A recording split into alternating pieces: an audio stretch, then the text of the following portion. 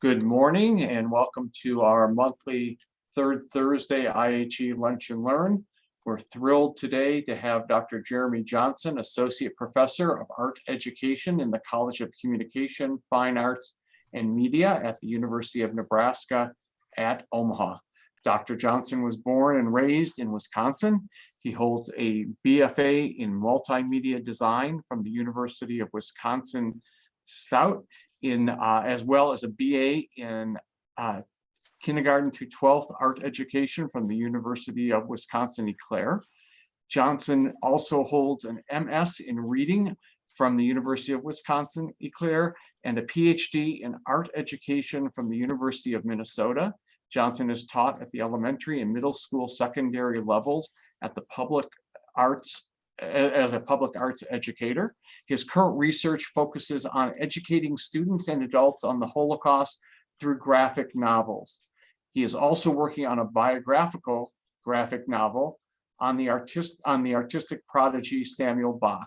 And I know many of you got to see the Bak exhibit when it was here, and it's exciting the future of what is going to happen in this community with the Bak exhibit.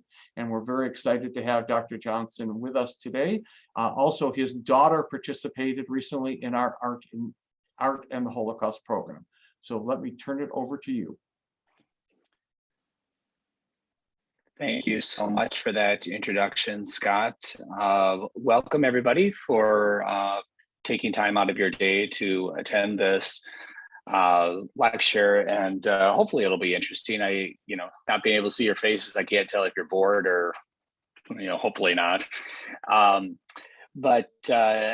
Yeah, as Scott said, I am associate professor of art education. So I do teach art education students, how to be art teachers. But within those classes, I also encourage my students to address social issues, social justice issues, such as collaborating with different departments on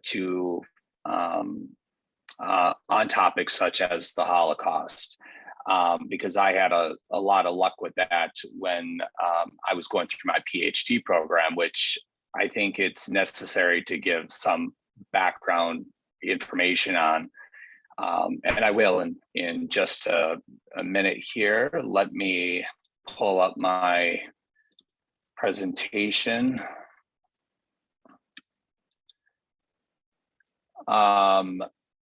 Okay. Are you seeing just one slide, or are you seeing multiple slides? Okay. Okay, so I'm also a affiliate faculty member of the Schwab Center for Israel and Jewish Studies. I'm currently working with Director Jeanette Gabriel to develop some courses of a course on Jewish comics, contemporary Jewish comics. And we are hoping we're putting that syllabus together right now, and we're hoping to launch that course in the fall of next year. So that should give our students some additional excitement. I should mention that I also teach several courses on comics. One is called Survey of Comics, and that explores the evolution of the comic book from a Western perspective. It specifically focuses on American comics. And what's particularly unique about that one is that it's the students find out how important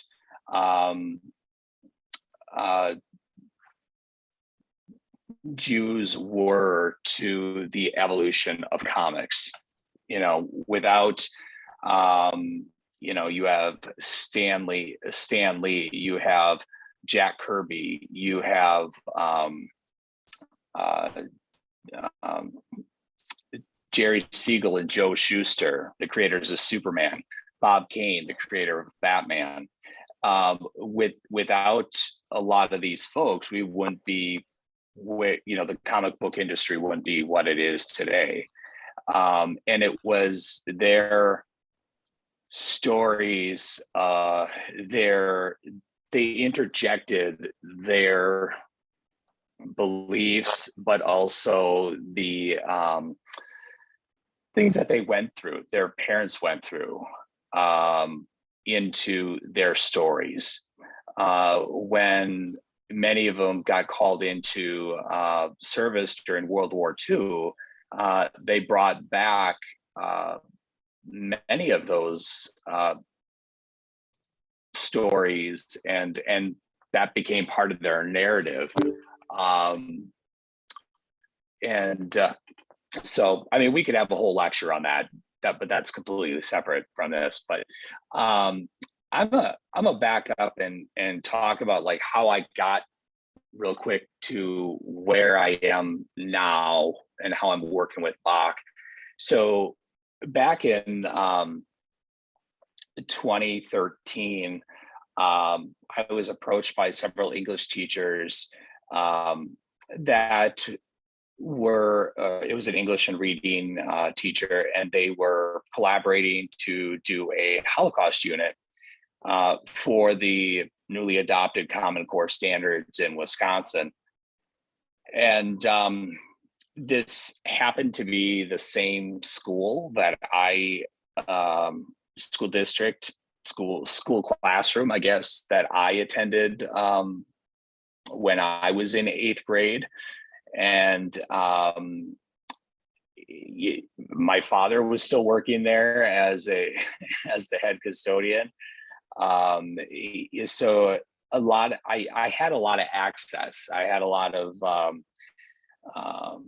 friendships that I had made. So those teachers a lot of them were now my colleagues, which made it really a lot easier to get in and get honest feedback. The site was particularly, it was, rural.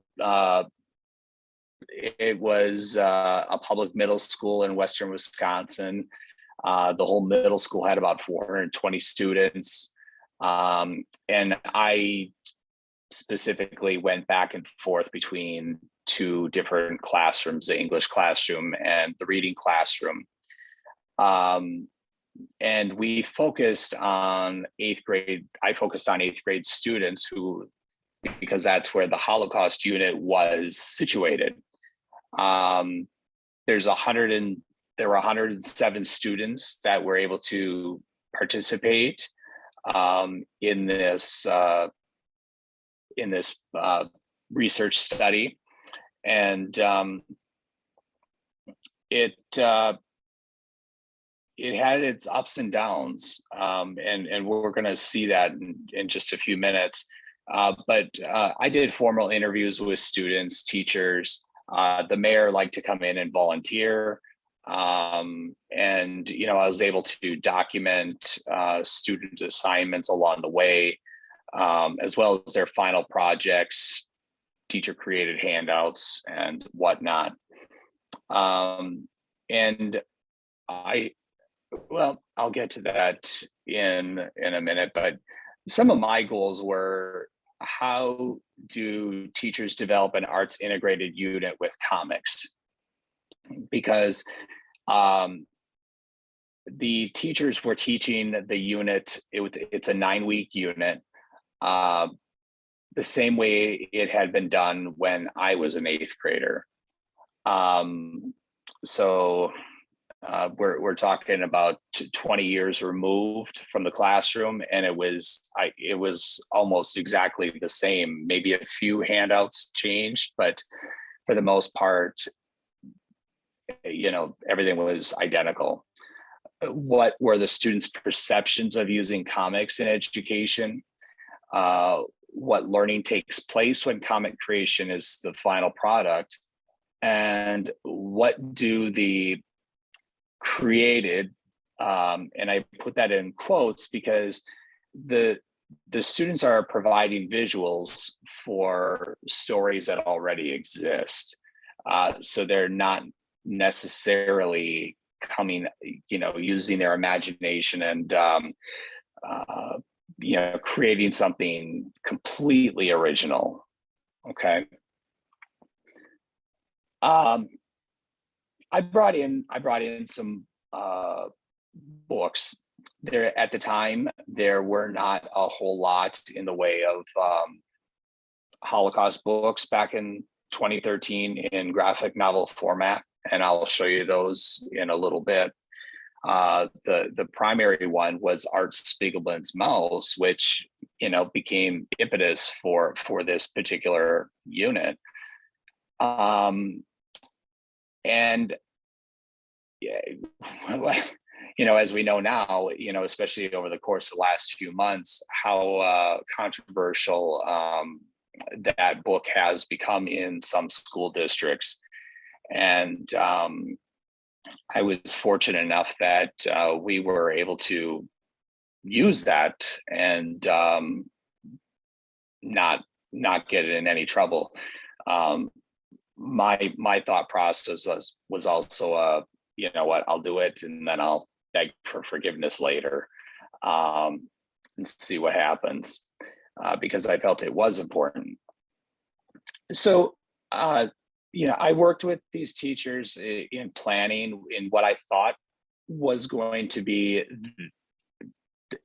as a researcher, I was expecting to sit back and kind of take everything in as, an observer, occasionally participating, and they would do the teaching. What happened was they essentially backed out because of the comics part of it. They didn't feel comfortable drawing. They didn't feel comfortable with comics. And pretty soon I found myself creating this whole arts integrated unit and teaching it myself. And the final project was traditionally a 5-paragraph essay. Like I said, same one that I had done when I was a kid. And it was on the Diary of Anne Frank. And it was a very interesting book. That was one of the books that really got me started on wanting to know more about the Holocaust. But for me, after reading that book and having that desire to go out and look for additional comics, additional information, I knew there was so much more out there than what was currently being offered to the students. So I brought in as many comics as I could possibly find on the Holocaust. I just brought in tons of comics to begin with, so students could familiarize themselves with those. And we included some drawing, drawing tutorials along the way because the art teacher did not want to participate, which was really unfortunate. Towards the end of the unit, myself and the students spent several weeks conducting research in the library and the computer lab. And then we had the students summarize their research findings through drawing. So, because these would then become part of their final project. As opposed to making notes. We were trying something different, and I would say for the most part, it was successful. The students did find this to be valuable as a note-taking method. We attended a Holocaust speaker. This particular one that came into the school. He was not a Holocaust survivor, Rather, he was a Holocaust scholar.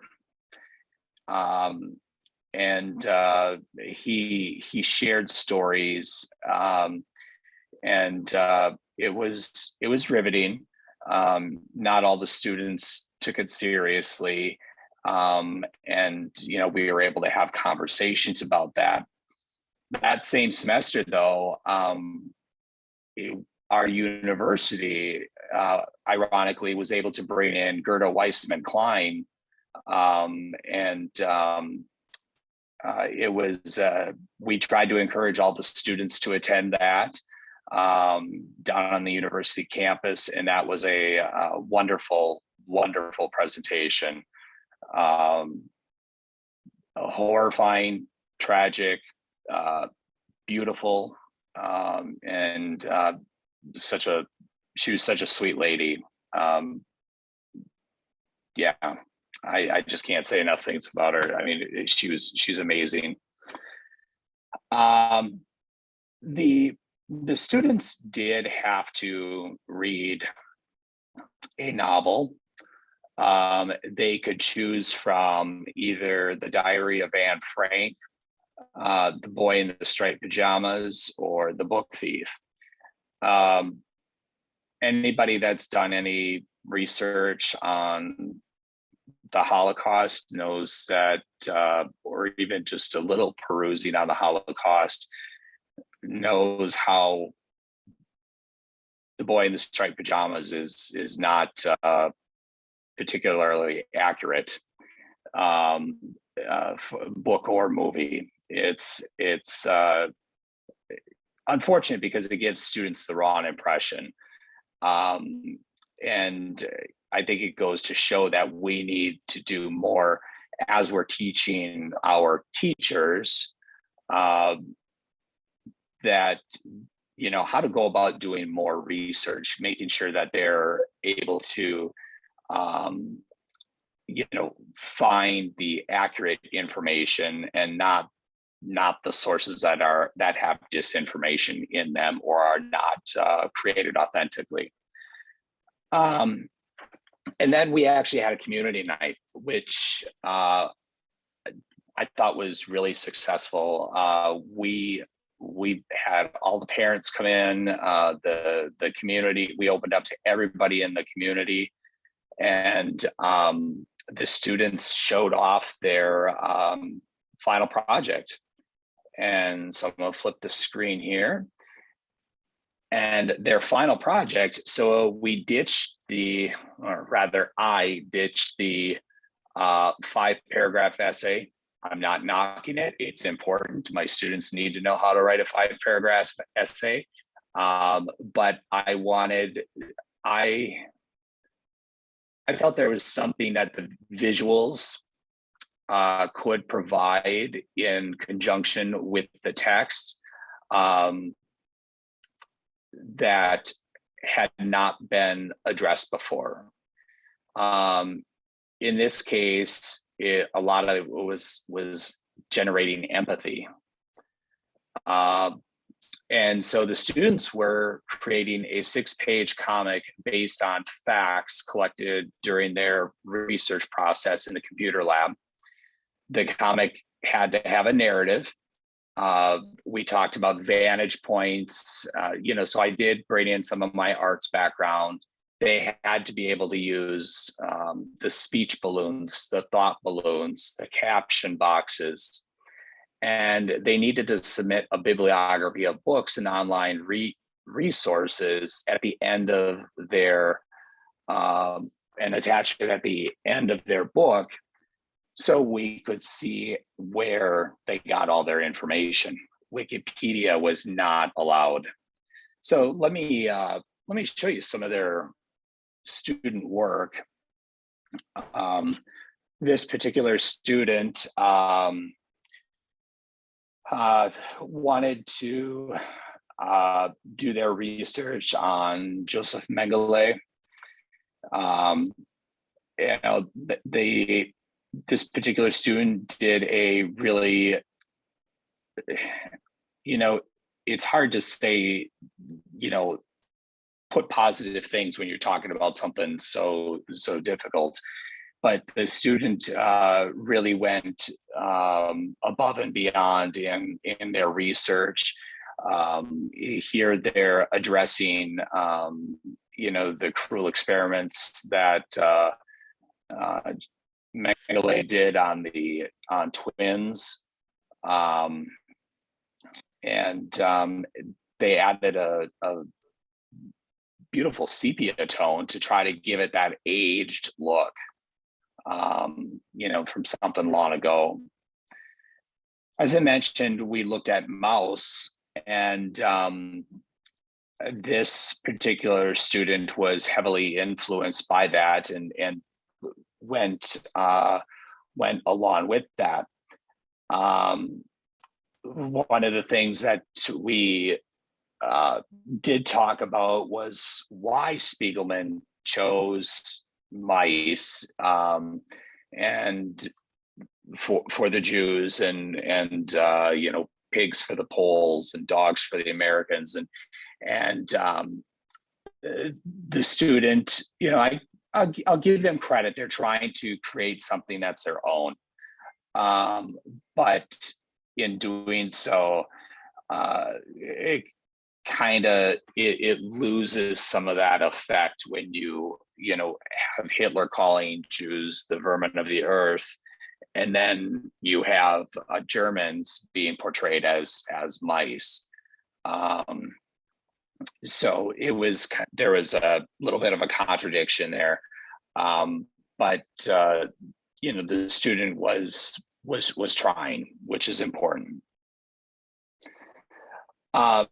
This student, and the next page I'm going to show you here, is the student was influenced by Diary of Anne Frank. Really wanted to, kind of have that diary feel, sketching out things that happened. You can see a little bit of the torn paper edges along the edge of the paper. They tried to get that in there. I tried to get her to, we had talked about like this being burned. This book had been through a fire, and we had talked about, even taking a lighter to it and burning some of the pages and whatnot. And she was afraid that the whole thing would go up in smoke, but still influenced by Diary of Anne Frank, and she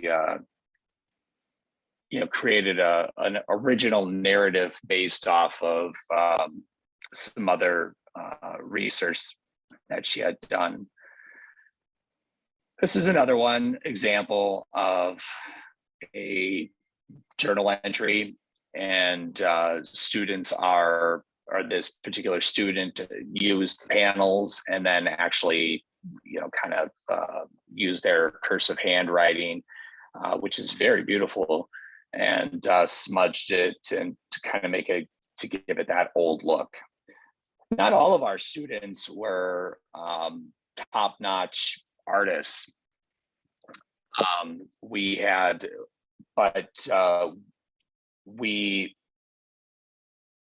purposely tried to get the students to get away from stick figures, because what we wanted the students to do is to consider all of the aspects of their comic, right? We wanted the students to understand not just the narrative, but also the time period. What did things look like? What was the clothing looking? What did the clothing look like? And this is where we felt that students were starting to pick up on things more than just a 5-paragraph essay, because they weren't just regurgitating facts. They were actually having to research what did stuff look like in this time period. And, there was starting to get this mentality, like, these are real people. These are real clothes. We showed them, the shoe exhibition from the Holocaust Museum in Washington.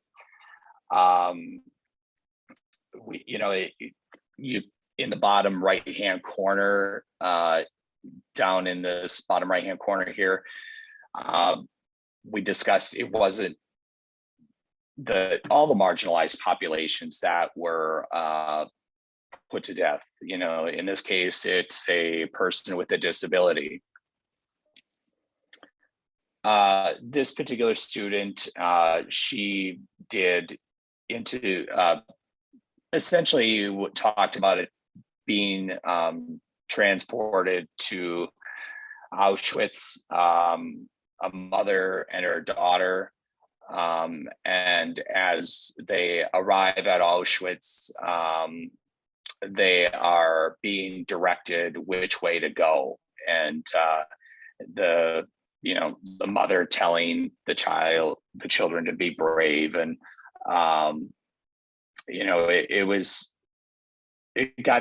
you could only read so many of these a night while you were grading. It was pretty heavy.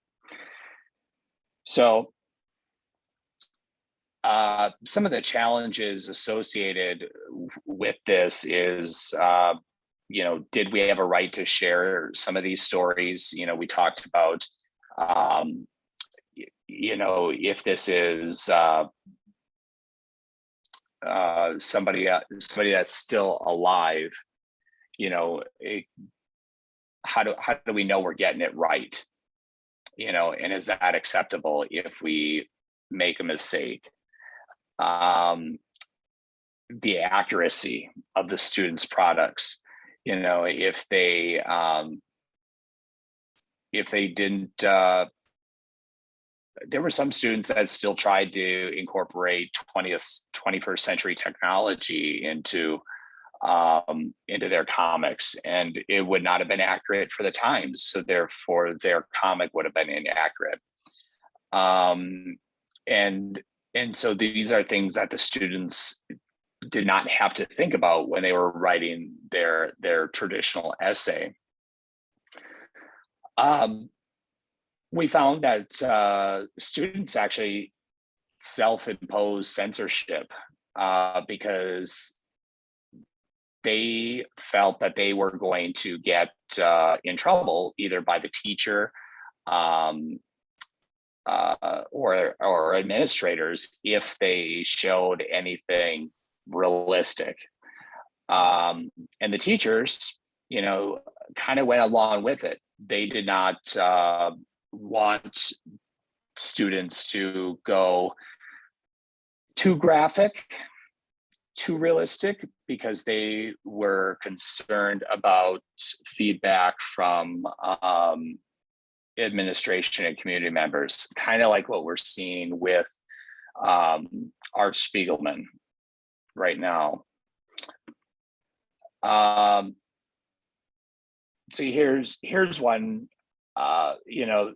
the self-censorship, it was almost cartoony. It takes away from the effect of, the seriousness of the topic. However,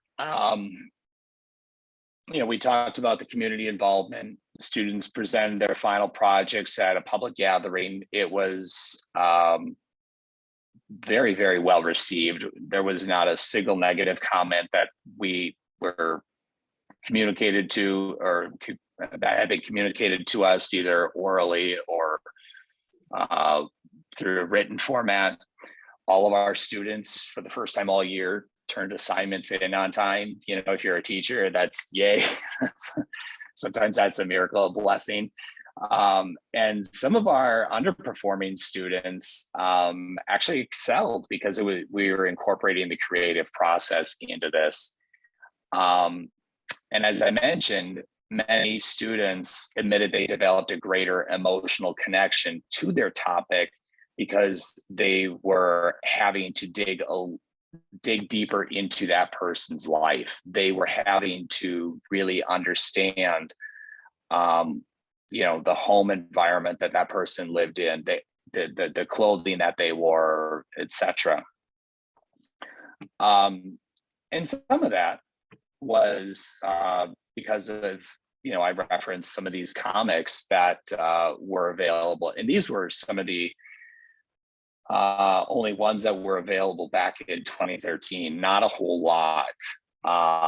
There's a couple more, but since that time, we have had other titles such as Mendel's Daughter, which is a memoir, The War Within These Walls, which is about the Warsaw ghetto uprising.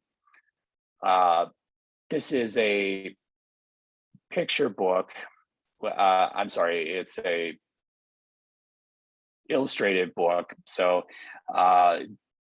it feels like it in some ways it would be, it's about the size, the length and everything of what you'd read for like a little kid, but it is not for a little kid. It really lays stuff out there in a very graphic manner. And it is very powerful and disturbing. Jason Lutz, his Berlin, this is a book one of a 3-book series. And then this one is a collection of comics and essays called We Spoke Out, Comic Books in the Holocaust. This is by the comic book artist Neil Adams, who just recently, actually it was just last week, he just passed away. And Raphael Medoff, he's the director of the David S. Wyman Holocaust Institute in New York. And he has done a lot of stuff, putting videos together, really trying to get facts out there, and how, for example, how the US turned away a ship full of Jews from immigrating to the United States. And, that ended on a really sad note. The Anne Frank House, they worked with comic book artist Ernie Colon and put out their own version, their own graphic novel illustrating essentially the book. Joe Coobert, another comic artist, and wrote Yassel, April 19th, 1941. The books are getting better and better every year. So these are going through that process of doing that research in that in that middle school, was very informative for me. It helped to help me to secure my PhD, helped me to get secure my position at UNO. However, for tenure purposes, my committee was less than thrilled that I wanted to research comics. So I had to put some of that on hold until I could get tenure, unfortunately. About the time that, about the year before I received tenure, which I got it in 2020, we had Samuel Bak come to our campus. And, this was assisted with a variety of departments on campus. For those of you that don't know, he's a visual artist, prodigy, born 1933 in Vilna, Lithuania.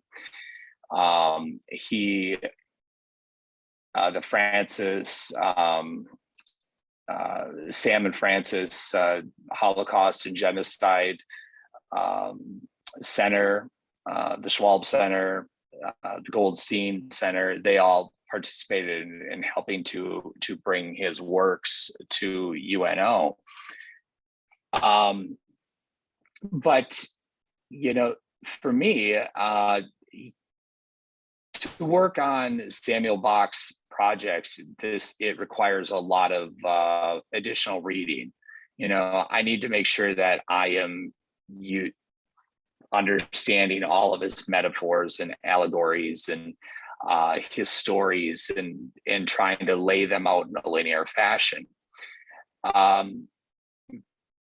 Because after going through the exhibition Witness the Art of Samuel Bak in 2019, shortly thereafter, we ended up in the pandemic, and pretty much everything shut down for a period, and I was trying to figure out where the direction of my research. I reached out to Bernie Pucker from Pucker Gallery in Boston and Samuel Bak, and asked them what they thought of a introductory comic on Samuel Bak. And there's no way it would be a all-encompassing of his life, because the standard comic is only 32 pages. They seemed interested. And so I went ahead and I applied for some university grant money and was awarded that. And it has given me the ability to purchase books and allow me to do some of the research that I need. Unfortunately, a lot of the stuff that I need is not digitized. So I have researchers over in Lithuania that are doing research, pulling research and photos and documents for me, because a lot of the information, it's like there's this gap in almost like in the Holocaust story. What happened to Lithuania in Vilna, in Kaunas? It's very, very difficult to acquire images. They will mention Lithuania, will get mentioned as they talk about the Barbarossa. Sorry, I'm for space note on the when the Germans their Barbarossa attack on the Soviets, but they won't. They don't delve into a whole lot of detail. And that's has been a source of frustration, trying to find some of those images. So let me show you what I am doing right now. And these are not finished drawings. These are very rough preliminary sketches. I'm really looking forward to it, Mom. And we'll talk again over the weekend. These are very rough preliminary sketches, and they will have to go through modifications, and Bak will have to approve these. But here is one of the first sketches that I've done of Bak, using what few photos exist of him as a child. The one on the yellow paper, that one was actually a self-portrait he drew in 1945. But one of the stories that Bak wants me to tell happens in 1941. So I'm having to de-age him, I guess, which is always a challenge, because proportion, matters. And if you don't get it right, you know, things are going to look a little weird. So I've had to go in and make his face a little chubbier, get that get that little baby fat in there again. And so I brought in some things that I found interesting, some contemporary imagery along with that reminded me of what of Bak. And I use these proportion guides and I keep it with me all the time. Now, another one that I'm working on is, I should say that this one is my realistic one. This is the one that's going to be, it's not going to be cartoony. It's going to have realistic colors, realistic detail, everything. This one is going to try to go in a slightly different direction. See if I can zoom in on here real quick. Maybe not. Well, okay. So this one has very simplistic, organic shapes. And it's from a book called American Born Chinese. And this one down here is from a book. I don't have it handy right now, but it's called They Called Us Enemy. It's when the US put the Japanese in the internment camps. What I like about these two is that there is still a lot of detail. There's a lot of character identity without putting in all of this effort on a single drawing, because I have to redraw this over and over and over again. And so I'm trying to find this balance between, okay, where can I cut corners? Not because I'm lazy, but because I need to complete this in a certain amount of time, but also make sure that Bak looks like Bak. And this one was a little more for fun, because during one conversation,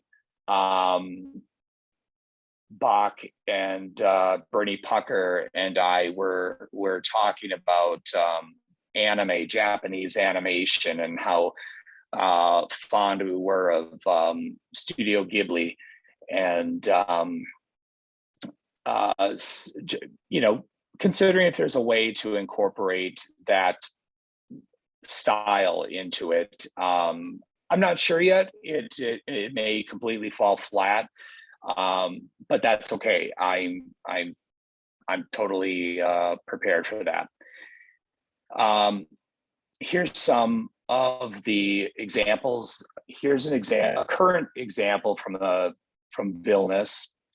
This is a photo, and in the windows on the first floor of the building on the right, there are families that have had posters installed commemorating their loved ones.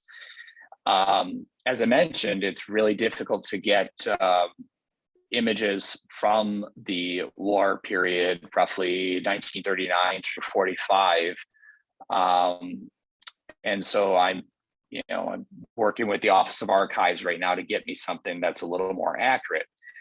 But what I'm doing is I am using these as reference photos.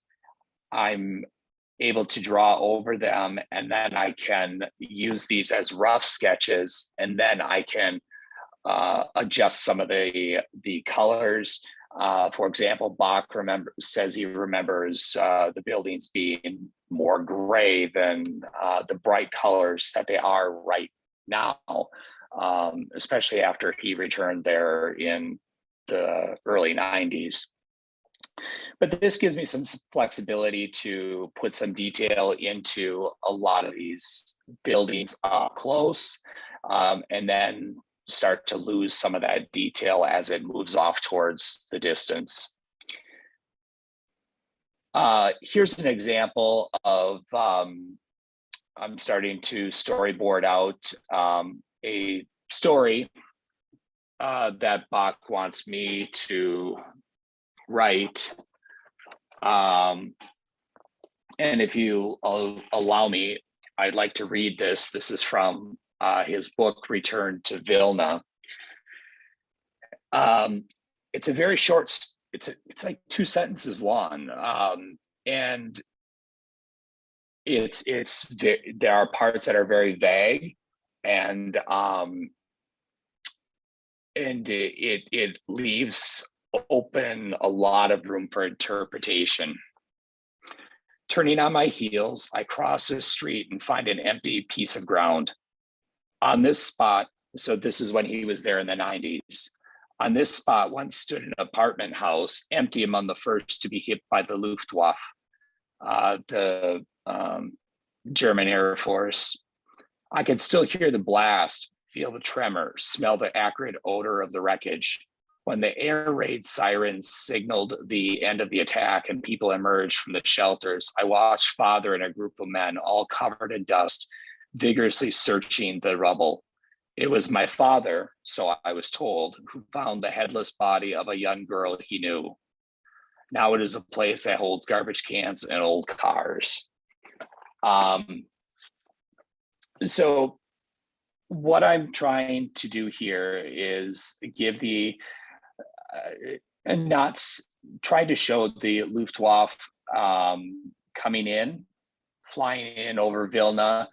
The citizens will be looking up. Eventually, I'm going to have a page where you'll see it, the city of Vilna spread out, and then a view looking down on the city from above the aircraft as they start to do their dive bombs. The citizens of Vilna initially thought that the Germans were going to save them from the Soviets, but it turned out to be a sham government, and quickly they installed the HPK work camps. Now I mentioned, I need to know a lot about Bak's work, which is why I'm doing a lot of reading. For example, his metaphors, the teddy bear, that was left in the rubble, and it was kind of a loss of innocence. But he also uses the tablets that Moses brought down from the mountain quite a bit as well. Some are very in your face like this. Others are a little more hidden. What I found interesting, and this, I could go back on my iPhone and find out what date this is, but this is a picture from Ukraine, and there's they're showing rubble, and there's the teddy bear laying on the floor, just like in Bak's work. So I feel like I have to try to include that into this work. This is one that I'm just starting to sketch out. Proportions are way off, so please don't judge. This is going to be much better when I'm working on the refining. I'm not going to do refining until Bak approves. However, if you look, there's a lot of these curved archways that are in Vilna that lead to these apartment gardens and centers, gathering centers. And so I combined several of those. This will eventually be all chipped out. But I have this path almost like Bak's father is walking down from this mountain of rubble, and he's carrying this girl who is still holding on tightly to her teddy bear. And so we'll see how this turns out. It's going to be a time-consuming piece, this particular one. Rubble and smoke will be everywhere.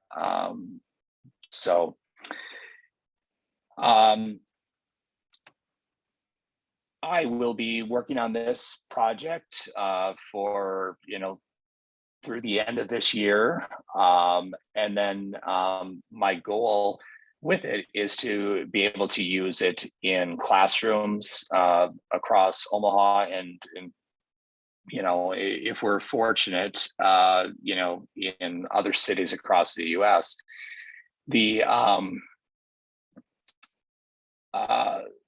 To try to get students maybe a little more interested. I'm going to try with at least one panel just to see how it goes, some augmented reality where students can use their phone to scan a panel, and it will bring up either like a interview with Bak that has already been recorded. Maybe it'll show a video of the Luftwaffe as they enter Lithuanian airspace, or any number of things, just to see, to kind of experiment to see what the reaction we get out of it, and if it's worth including more of that in a larger graphic novel. Ideally, once this particular project is complete, I would like to continue working with Bak and Bernie Pucker, and try to see if we can get this something that's a little more holistic published, so the people of Lithuania can really get their stories out there. The Ponary Forest massacre, and so many others that are not discussed.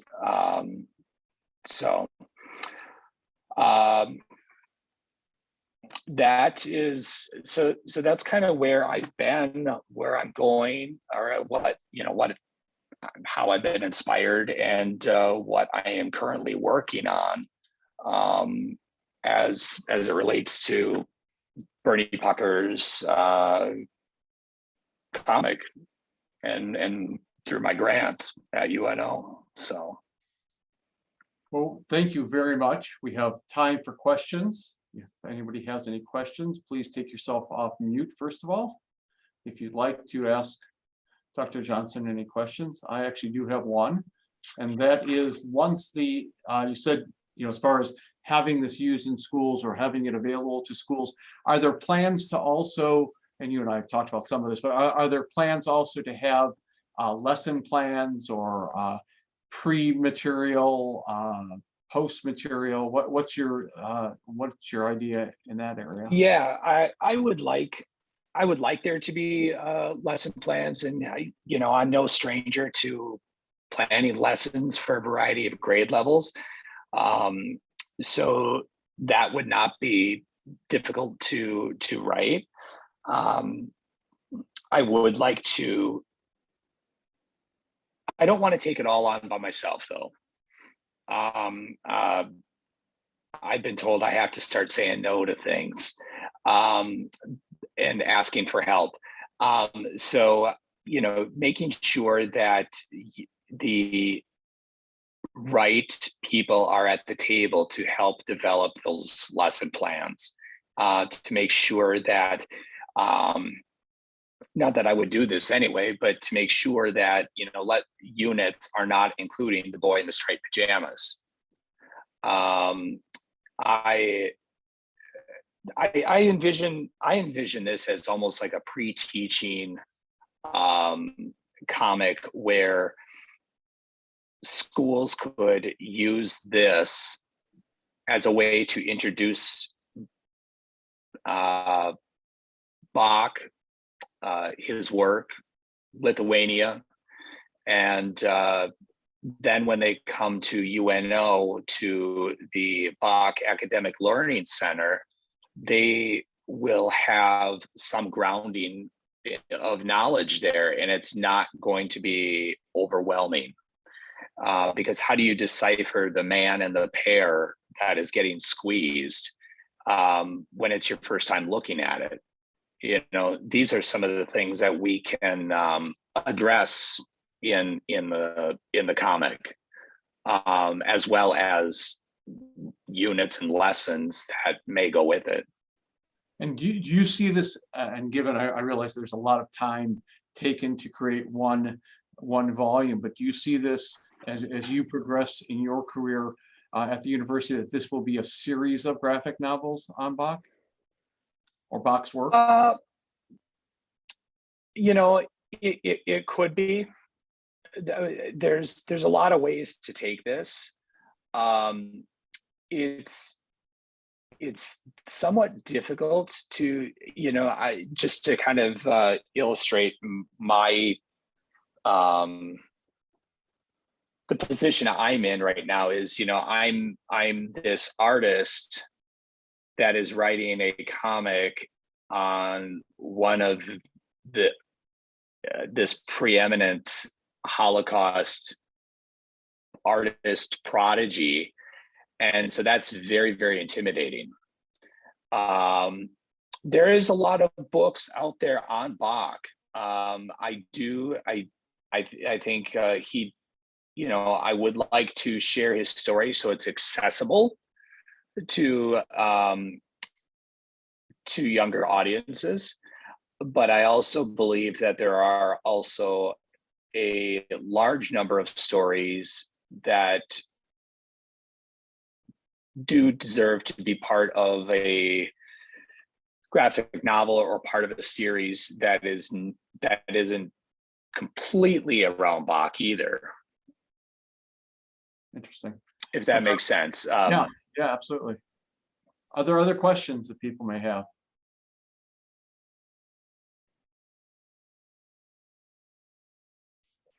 Well, I just want to thank you for sharing this, Jeremy. It's really exciting to see some of those initial drawings. And I love hearing you talk about this as sort of a pre-learning in the classroom before students visit the museum, because of course that's always best practices, right? That we have something to engage the students, and a comic book is so engaging. The graphics are so engaging as a way to draw students in.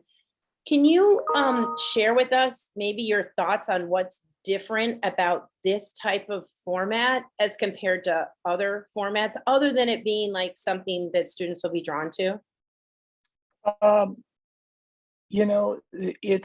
There are so many ranges of abilities with students in schools, especially when you think about, look at this metro area that we live in. The reading levels are all over the place. And if we want to make this accessible, the drawings we need to make the drawings something that they can connect to, something that they can see. It may not necessarily be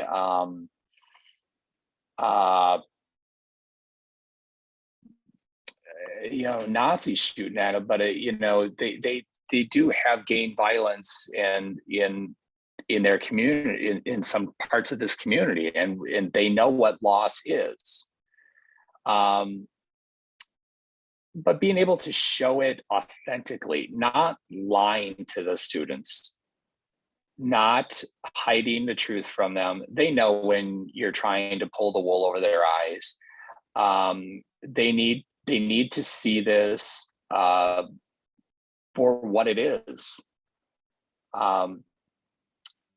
without the sugarcoating. And that's tough. That is really tough to do. You know, and we could there's always a potential for you know, getting flack from administrators and stuff like that. But this is just too important to worry about that. You know, it's a continued fight, and I just don't want it whitewashed. I don't want, you know, especially with the number of people that are the population growing of people who don't want to acknowledge that it even happened anymore. The further we move away from World War II. On the flip side, I think one of the positive things is that the combination, and this is, you know, I use comics even with my own kids, you know, reading at home, is that the combination of the words and the pictures helps them to understand what is going on. So if they don't understand the word, they can use the picture to help them to decode and decipher imagery to make sense of what's going on. And it's a gateway. You know, it's not meant to be the end all be all of comics. I want them to read this, but I want them to go on to something more complex. I want them to start saying, holy smokes, I didn't realize that really, you know, maybe they have different choice of words, but you know, I want them to go on to something more complex. I want them to ask their teacher, why didn't you tell us this? Or what you told us was wrong. Why, you know, why are we not studying this? When was the last time you updated the syllabus? You know, that's what I want. Critical thinkers. Wonderful. Any last questions? Dr. Johnson, thank you so much. I look forward to IHE's involvement. We've talked a little bit about what we think we can do, and I'm very excited about all this with Samuel Bak. As you and I have talked, I see so many different layers in all of his work. Next month, we will be meeting on the 16th of June, when our very own Ariel O'Donnell will be presenting a discussion of LGBTQIA2S individuals and their experiences during the Holocaust, including the enforcement of paragraph 175 in the post-Holocaust period. And I know it'll be just amazing. And so I thank you all for being here, and I look forward to seeing you all in the future. Yes, sir. Can I say one more thing, Scott? If you have my email address. If anybody has additional questions, you know, they want to reach out to you, you can give them my email address. I will. Thank you. And I look forward to seeing all of this as it moves forward. Oh my gosh, I'm terrified every time I have to put my pen on the page because it's nerve-wracking. Well, amazing. Thank you all for being you. here. We'll see you all next month. All right. Bye. Thank you.